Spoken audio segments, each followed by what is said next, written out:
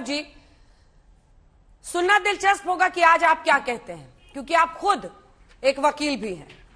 अब एक तरफ निलंबन जो अयोग्यता का मामला है विधायकों का कोर्ट में चल रहा है, और पैरेलली इधर फडणवीस जी जाते हैं, रातों रात कहते हैं कि भाई आप तो फ्लोर टेस्ट कराइए, और राज्यपाल मान भी लेते हैं और कल के लिए दिन भी मुकर्रर कर दिए जाते हैं।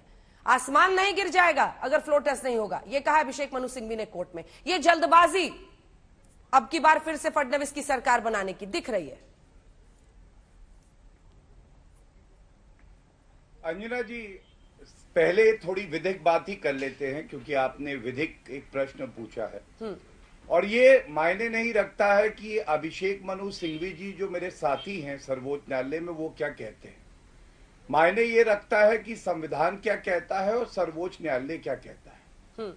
सबसे पहले तो 10th शेड्यूल में अगर आप पैरा 4 देखें तो कोई भी अगर दल है, चाहे वो लोकसभा में चाहे विधानसभा में, अगर 2/3 उसकी जो स्ट्रेंथ है वो अलग हो जाती है, मर्ज कर जाती है, तो वो डिस्क्वालीफाई नहीं होते हैं। दूसरी बात, परसों का ही आदेश सर्वोच्च न्यायालय का है। सर्वोच्च न्यायालय के समक्ष ये दलील रखी थी शिवसेना के अधिवक्ता साथी ने। उन्होंने कहा था कि रोक लगा दीजिए, फ्लोर टेस्ट ना हो। तो सर्वोच्च न्यायालय ने तो रोक लगाई नहीं, लेकिन 2 काम करे थे। जो डेप्यूटी स्पीकर है जिनके खिलाफ खुद जो है हटाने की एक याचिका है, लंबित है, उस पे रोक लगाई और उन्होंने कहा कि 16 एमएलए हैं, इनको आप डिस्क्वालिफिकेशन का नोटिस जो दिया है इस पे आप रोके रहें, अभी कुछ ना करें। दूसरी बात उन्होंने कहा जो विधायक हैं इनकी जान को खतरा है, क्योंकि सर्वोच्च न्यायालय के संज्ञान में ये लाया गया, किस तरह से कहा गया संजय राउत द्वारा कि 40 शव लौटेंगे तो सिक्योरिटी की प्रबंध करा जाए, ये बोला।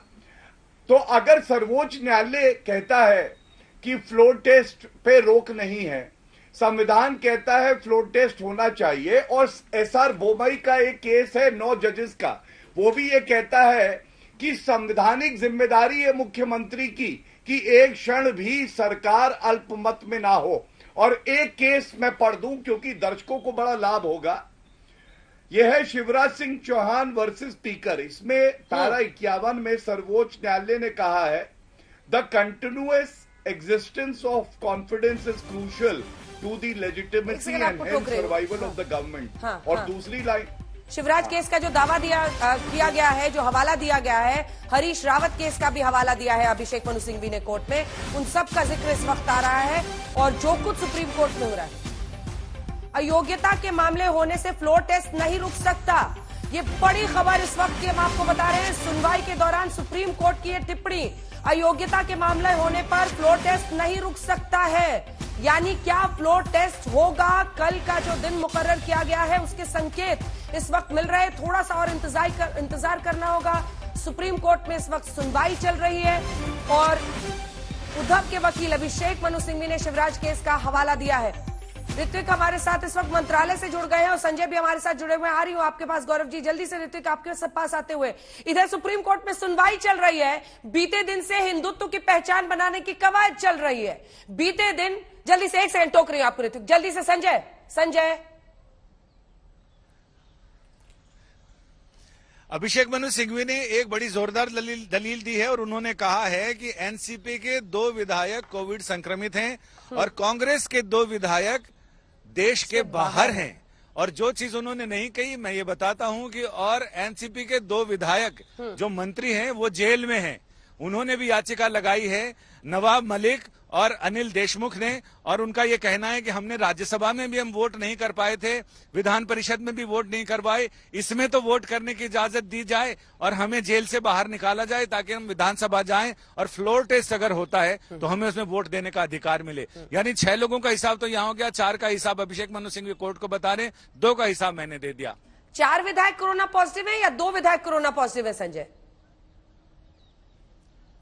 इन्होंने कहा कि 2 विधायक कोरोना पॉजिटिव हैं और 2 विधायक बाहर हैं, देश के बाहर हैं, वो गर्मी की छुट्टियों में गए, और 2 विधायक जेल में हैं जो इनके मंत्री हैं सरकार के, नवाब मलिक। शिकायत तो ये थी संजय कि नवाब मलिक को अपनी ही पार्टी के लोग भूल गए हैं सुप्रीम कोर्ट में।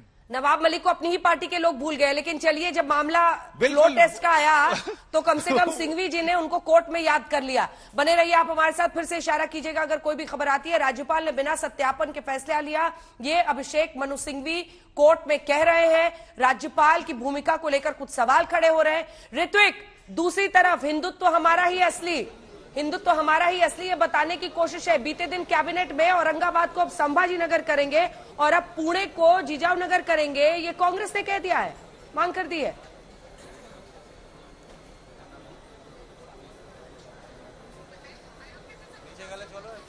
शायद उन तक आवाज नहीं जा रही है। महाराष्ट्र पर सुप्रीम कोर्ट में सुनवाई जारी है, जिसमें अभिषेक मनु सिंघवी ने अपनी दलीलें पूरी कर ली है। इस वक्त की बड़ी खबर हम आपको बता रहे हैं।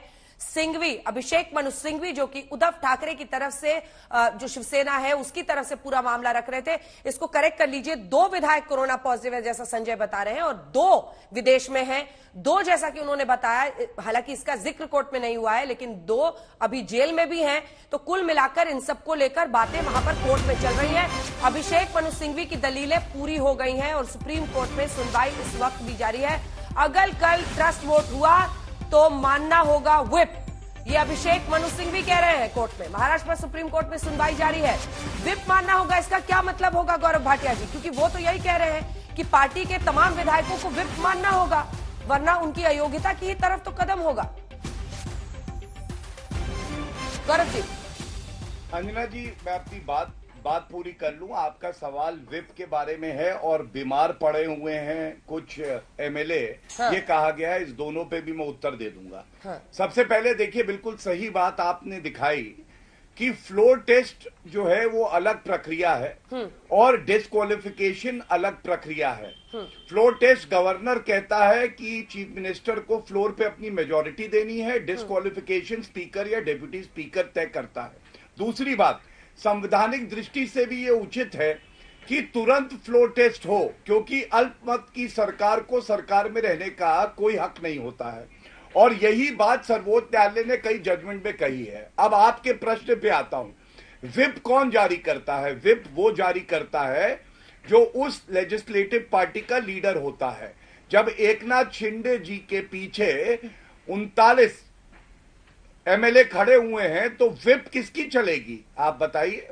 और ये कल जो है सबके समक्ष आ जाएगा।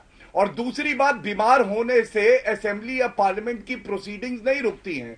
मान लीजिए कोई बिल पास होना है, वोट ऑफ कॉन्फिडेंस है, वोट ऑफ नो कॉन्फिडेंस का मोशन है, अगर कोई सांसद या एमएलए बीमार पड़ जाएगा तो वो टल थोड़ी ना जाएगा। ठीक है, ये हमारे संवैधानिक स्कीम है, एक और सवाल बदला नहीं जा सकता। एक और सवाल है, फ्लोर टेस्ट हो जाता है, ठीक है, फ्लोर टेस्ट हो जाता है और अगर इनमें से कुछ विधायक उसके बाद 11-12 जुलाई के बाद जब सुनवाई होगी उसमें अयोग्य घोषित हो जाते हैं, तब क्या लोकल स्टैंड आए रहेगा इनका, सरकार का?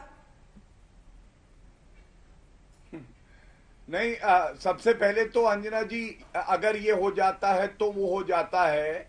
चची की मूछे होती तो चचा कहलाती वाली बात का उत्तर मैं नहीं दूंगा, लेकिन एक बात ये जरूर कहूंगा, पूछिएगा आप, ये पूछिएगा कि फ्लोर टेस्ट से डरना कैसा है। और यही फर्क आया है शिवसेना और सोनिया सेना में। क्या फर्क है? बाला साहब ठाकरे जिंदा होते, मैं अपनी बात पूरी कर लूं, 15 सेकंड लूंगा।